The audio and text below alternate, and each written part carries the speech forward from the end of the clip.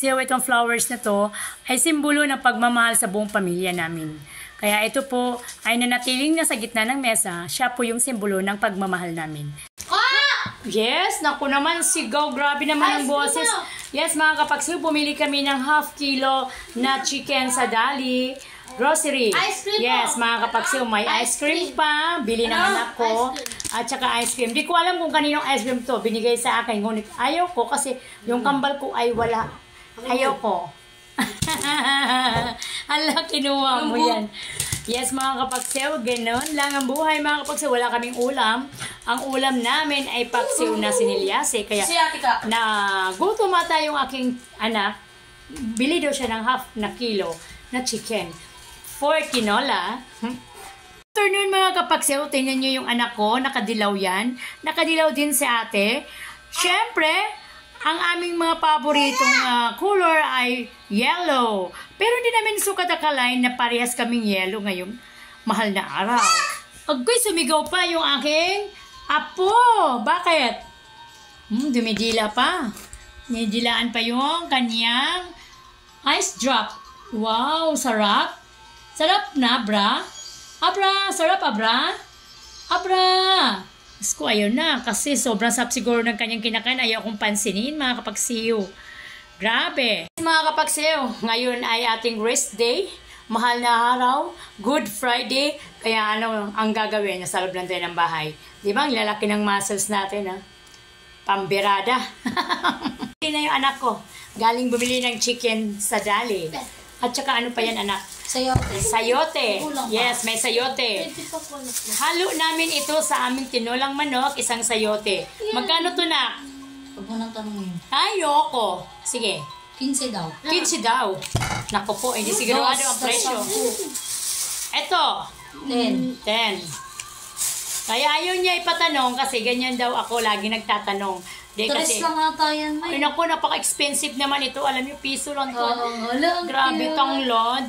Tanglad. Dagdagan natin yung tanglad. Huwag na, tama na yun. Tara yung ay, luya. Ang luya. Kanino to? Wala nang magic sarap. 5 piso. Kaya grabe, mga kapagso, ang bili na yun. Napakamahal talaga, no? Sa'yo ko nga binigay. Ay, tapos na ako na. Ayaw nila. Akin na lang. Eh, mama, binigay ko. Uwe. Akin na lang to, mga kapagsew. Kunwari pa yung anak ko, ayaw daw niya, pero gusto niya. Walang sibuyas. Kaya nga, sabi ko sa'yo, walang sibuyas. Diyan na lang kay Ate Bulak mo. Where's the knife? Okay. Yes, mga kapagsew. Hati tayo. Hati tayo. Kumain na nga. Tapos ka na yung Apat binili ko.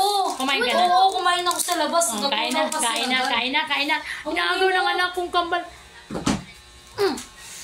Wala bang yelo dyan, ma? Binigay. Kaya nasugot kita. Dali na. Sabi yung... Bibidyo ni mami.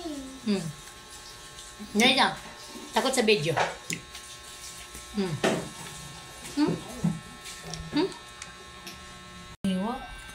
Sanay ka na, mas? Dagdagan pa ba?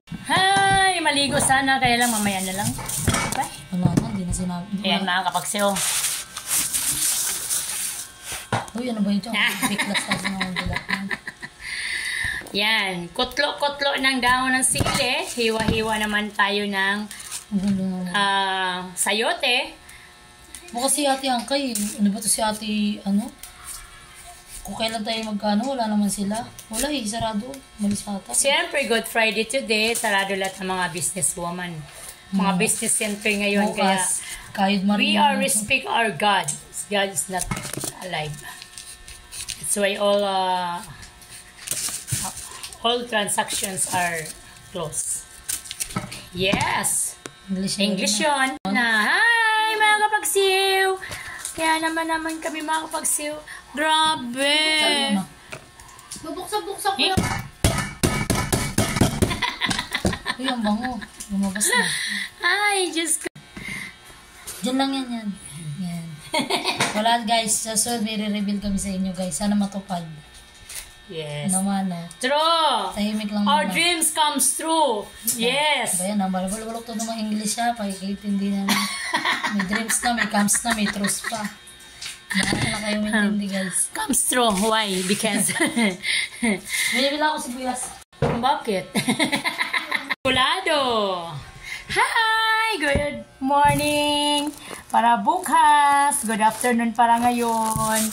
Today is April 18, rest day or mahal na araw. Kaya ang lahat ngayon, mga trabaho ay sarado. Bilang pagrespeto sa ating Panginoon, siya ay nawawala ay namatay at ipinako sa cross upang tubusin tayong lahat sa ating mga kasalanan. Diba?